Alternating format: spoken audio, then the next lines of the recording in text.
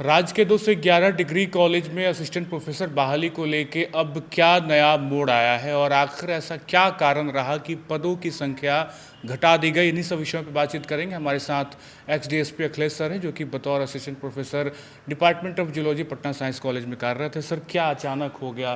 पहले तो जो भी चीज़ें चल रही थी बेहतर लग रहा था, सब्जेक्ट आ गए थे, हमने सब्जेक्ट पे भी डिटेल में बातचीत की, उसमें भी आपने बताया कुछ विषय होने चाहिए थे। अब विषयों की बात की अलग अलग हट के बात करें तो सीटों की संख्या जो है वो घटा दी गई है। सरकार कुछ भी फाइनल करने की स्थिति में नहीं है क्या? देखिए अभिनंदन जी, सबसे बड़ी बात तो है कि अगर ये पूरा जो डेवलपमेंट देखेंगे आप बारीकी से, तो आपको लगेगा कि सरकार कितना कंफ्यूज्ड है, शिक्षा विभाग कितना ज़्यादा कंफ्यूज्ड है, आयोग भी कंफ्यूजन में। आयोग का मतलब रिस्पॉन्सिबिलिटी थोड़ा कम हम मानते हैं, क्योंकि उन्हें सरकार के द्वारा और शिक्षा विभाग के द्वारा जो इंस्ट्रक्शंस मिलेगा वो तो एक रिक्रूटमेंट एजेंसी है। तो जैसा आदेश मिलेगा उस हिसाब से वो रिक्रूटमेंट का बहाली निकालेंगे और उस हिसाब से वो विज्ञापन देंगे।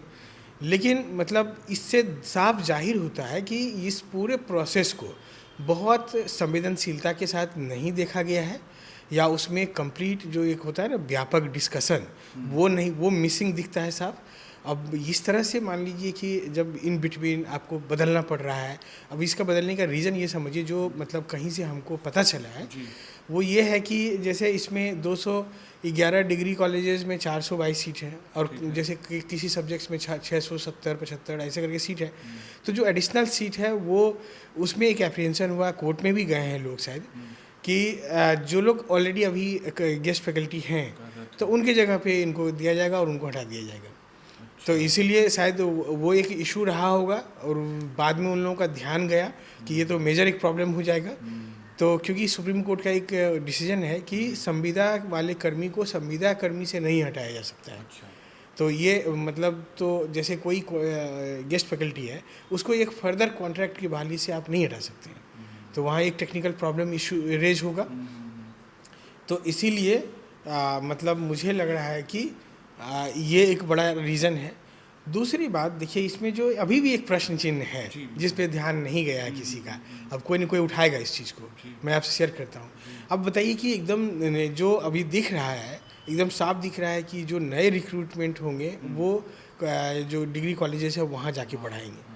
तो अब ये बताइए कि कोई एक नया कॉलेज जहाँ संसाधनों की पहले से कमी है, वो स्थापित नहीं है, उस जगह में एकदम फ्रेश रिक्रूटमेंट को आप भेज देंगे, तो ये कितना बड़ा प्रश्न चिन्ह है। तो इस ये से साफ लगता है कि ग्रामीण क्षेत्रों में आपने मतलब कॉलेज अनाउंस कर दिया, ना तो उसकी तैयारी है ना उसका कोई डिस्कशन है आपके पास।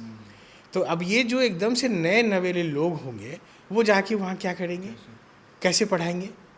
क्योंकि आपने मतलब जो एपीआई सिस्टम दिया है उसमें कहीं से भी वो भी वेटेज नहीं दिया है कि गेस्ट फैकल्टी को कुछ हम अलग से वेटेज देंगे। तो कुछ गेस्ट फैकल्टी भी इसमें आते तो वो भी नहीं आ पाएंगे। तो कैसे ये मतलब पूरा व्यवस्था में नहीं लगता है कि एक बड़ा प्रश्न चिन्ह है। और इस पे जो हमारे सक्षम लोग हैं, बड़े सक्षम लोग हैं, मतलब आईएएस रैंक के लोग होते हैं, मंत्री होते हैं, मुख्यमंत्री सचिवालय लगा रहता है, शिक्षा विभाग का एसीएस रहता है, और रिक्रूटमेंट में जो हमारा आयोग है उसमें रहते हैं, प्रोफेसर रैंक के लोग होते हैं, सब लोग मान लीजिए इतना लाइटली कैसे सोच रहे हैं, ये मतलब बहुत बड़ा प्रश्न चिन्ह है। और मैं मतलब बहुत चिंतित हूँ इन चीज़ों से कि आखिर मान लीजिए बिहार के युवाओं को सरकार जो है मतलब गंभीरता से क्यों नहीं लेती है, या मान लीजिए कि ग्रामीण क्षेत्रों को गंभीरता से क्यों नहीं लिया जा रहा है। एक लोक लुभावन अनाउंसमेंट हम कर देते हैं, लेकिन उसके पीछे का जो हमारा तैयारी होता है, जो उसका पीछे का प्रोसेस होता है, जिस तरीके से हम आगे बढ़ते हैं, वो कहीं ना कहीं बेहद चिंताजनक है। और हम तो बहुत असंतुष्ट हैं इस मूव से। इसको थोड़ा और तोड़ के हम समझते हैं कि पर सब्जेक्ट इतने टीचर की बात पहले की गई थी, अब कितना हो गया और टोटल में कितना कम कर दिया गया? देखिए, जैसे उसमें अलग अलग विषयों के लिए अलग अलग बहाली थी। जैसे मान लीजिए किसी विषय के लिए 674 था, किसी के लिए 534 था, ऐसे करके। तो अब सब कोई आ गया इक्वल पे 422। 422 देख के ही लगता है कि 211 गुना 2, यानी एक सब्जेक्ट पे 2 टीचर हाँ, 2 टीचर। तो सारे सब्जेक्ट्स में इक्वल सीट्स कर दिए गए, पहले सारे सब्जेक्ट्स में इक्वल सीट्स नहीं थे। तो ये देख के साफ जाहिर होता है कि हर विषय में 2 लोगों को बहाल किया जाएगा, और उनको जो नव सृजित ये है, ये महाविद्यालय है, डिग्री कॉलेज, वहाँ पे पदस्थापित किया जाएगा उनको। हालांकि जो पहले से कार्यरत थे और जितना अनुपात था नए कार्यरत होने का, उसमें बड़ा डिफरेंसेस दिखता है। मुझे लगता है कि ये बहाली के बाद भी सीटें बहुत बच जाएंगी।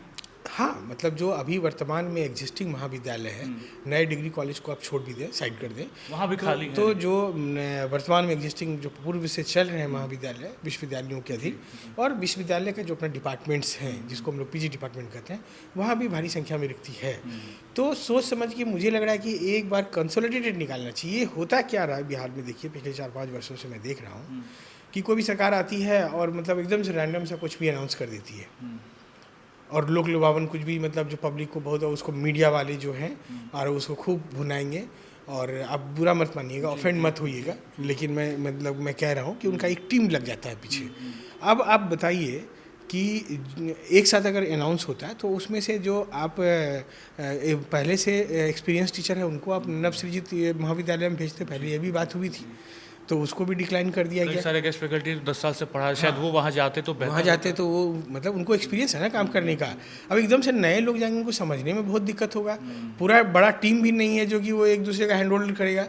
जैसे मैं यहाँ पर स्थापित होकर आया था, मुझे बहुत सीनियर 1996 बैच के प्रोफेसर थे, 2003 बैच के प्रोफेसर थे, तो हम लोगों को कोई दिक्कत होता है तो उन लोगों से हम लोग सलाह मशवरा कर लेते हैं। वो कहाँ जाएंगे करने, किन से भी पूछेंगे?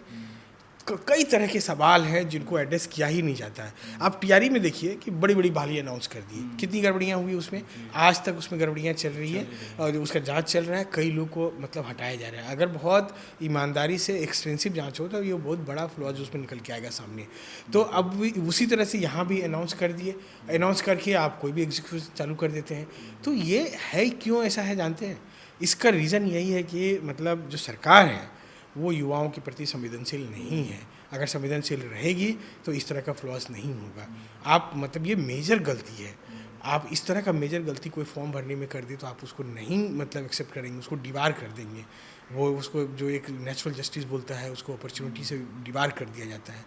तो ये एक जगह मतलब दो तरह की बातें होती हैं, ये लगातार हो रही है, यही चिंताजनक है। बिल्कुल। और इसकी बहाली प्रक्रिया पे थोड़ी सी बातचीत कर लेते हैं सर। इंटरव्यू वगैरह का प्रोसेस वीडियो के थ्रू कुछ होने की बात हो रही थी। नहीं, वीडियो के थ्रू नहीं होगा, ये इसको छात्र समझ लें। यानी आप जब डेमो क्लास देंगे वहाँ पे बोर्ड रहेगा और मार्कर रहेगा। अगर मान लीजिए नॉर्मल बोर्ड रहेगा, ब्लैक बोर्ड, तो चौक रहेगा। जो भी वो लोग अपना व्यवस्था करें, आपको पढ़ाना है वो रिकॉर्डेड होगा। जैसे हम लोग अभी बातचीत कर रहे हैं तो रिकॉर्ड हो रहा है, सिमिलरली आप जो पढ़ाएंगे तो वो रिकॉर्ड होगा। वो अपने मतलब एक डेटा के लिए रखना चाहते हैं कल को, मतलब जो भी उनका मार्किंग उसी पे होगा, आप किस स्टाइल से पढ़ाते हैं? हाँ, मतलब वो बहुत क्रूशियल होगा, क्योंकि कहने का है 6 नंबर 6 नंबर, लेकिन व्यवहार में अगर किन्हीं का टीचिंग अच्छा निकल गया तो वो मतलब एक इम्प्रेशन कॉज करके जाएगा और वो इम्प्रेशन उनको बहुत अच्छा नंबर दिलाएगा।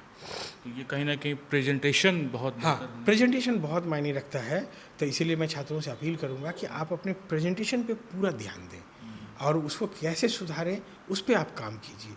क्योंकि मतलब छोटे टॉपिक उठाइए, उसको साइंटिफिक टॉपिक उठाइए, जहाँ आपका डिलीवरी तगड़ा हो, कम्युनिकेशन अच्छा हो, आपकी भाषाई शुद्धता होनी चाहिए, आपका जो लिखावट है वो बहुत क्लियर होना चाहिए, बोर्ड कवर होना चाहिए। मतलब so many ingredients of good teaching. तो आप उसको करिए, तब जाके आप एक इम्प्रेसिव वहाँ एक इम्प्रेशन क्रिएट कर पाएंगे। एक तरफ ये बहाली और मुझे लगता है कल फॉर्म भरने की आखिरी तिथि रही थी, दूसरी तरफ प्रोटेस्ट भी हो रहा है, आंदोलन हो रहा है ड्राफ्ट को लेके, जो हम लोग लगातार बात भी कर रहे थे कि बिहार में जो बहाली आई उसको लेकर विरोध भी हो रहा था। कई सारे गेस्ट फैकल्टी लगातार विरोध भी कर रहे थे। अब दोनों ही चीज़ें चल रही हैं।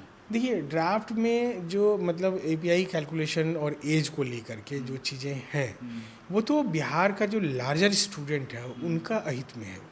तो अब तो गजट बन गया, तो अब तो फाइनल है, सरकार कुछ बदलाव नहीं देखिए, करेगी। दुनिया में कुछ भी एब्सोल्यूट नहीं होता है, कुछ भी अंतिम नहीं होता है। सुधार का जब हमारा कॉन्स्टिट्यूशन में अमेंडमेंट होता है तो ऐसा थोड़ी कि इसमें अमेंडमेंट नहीं हो सकता क्या है। असर दिख रहा है? क्या विरोध का सरकार पे कोई असर है क्या? अब उसको हम बहुत फॉलो नहीं किए हैं, लेकिन सरकार की नज़र में ज़रूर होगी। अब मतलब जैसे डेमोक्रेटिक कंट्री में क्या है ना कि जो डेमोक्रेटिक एथिक्स है वो यही कहता है कि सत्ताधारी पार्टी को अपना अपोजिट का आवाज़ सुनना चाहिए। वो बहुत मिसिंग चल रहा है इस समय में, और ये बहुत दुखद है कि अब एक डेमोक्रेसी में हम लोग मान लीजिए कि दुनिया में अगर बोलेंगे कि हम एक बहुत मजबूत और लार्जेस्ट डेमोक्रेसी है तो किस आधार पर बोलेंगे? आप पहले ज़माना का मतलब इंस्टेंस ले लीजिए, तो उस समय में आप देखिए कि जो हमारे लीडर्स थे वो अपोजिशन को कितना इज्जत देते थे। अभी क्या है, पॉलिटिकल वेंडेटा का युग चल रहा है। मतलब क्रश करो, उनको मतलब प्रताड़ित करो, उनको इन किन प्रकार मतलब अपने में मिला लो।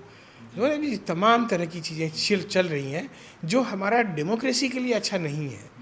ये एक बहुत बड़ा विमर्श का मुद्दा है। जो समर्थक लोग हैं सरकार का, उनको भी विमर्श करना चाहिए कि हम मान लीजिए कि अगला पीढ़ी को कैसा डेमोक्रेसी उसका हाथ में सौंपना चाहते हैं। बदलाव होगा, कुछ गजट बदलेगा ऐसा अनुमान लग रहा है आपको? देखिए, अगर सही से सुना गया, अगर मान लीजिए कोई एरोगेंट है कि हमने जो बना दिया फुल एंड फाइनल है, तब तो वो लोग नहीं सुनेंगे। अगर वो कंसिडरेट होंगे, अगर उन्हें लार्जर हित की चिंता होगी, युवाओं की चिंता होगी, तो वो ज़रूर सुनेंगे। बिल्कुल, तो ये बड़ी बात थी। और पदों की संख्या क्यों कम की गई, इस पे बहुत डिटेल्स में अगर बात करें तो अखिलेश सर ने हमें बताया। और साथ साथ जो वीडियो कहीं ना कहीं कैप्चर होगा आपके एक फॉर्मेट का, जब आप लेक्चर रिकॉर्ड करेंगे, किस तरीके से पढ़ाते हैं, प्रेजेंटेशन में क्या कुछ बातें होनी चाहिए, सब पे ध्यान देना होगा। साथ साथ एक तरफ प्रोटेस्ट भी चल रहा है और एक दूसरी तरफ अगर बात करें तो बहाली की प्रक्रिया भी है। तो उससे 211 डिग्री कॉलेज में अगर बात करें तो जैसा कि सर ने बताया कि इंटू 2 अगर बात कर लें तो एक सब्जेक्ट पर 2 टीचर की ही बात फिलहाल होती दिख रही है। हालांकि इस बहाली के बाद भी बड़ी संख्या में पद खाली रहेंगी। आगे किस तरीके से सरकार इसको देखती है तो आने वाला वक्त बताएगा। फिलहाल इस वीडियो में इतना ही। आप बने रहे खबर अनफिल्टर्ड के साथ। बहुत बहुत शुक्रिया।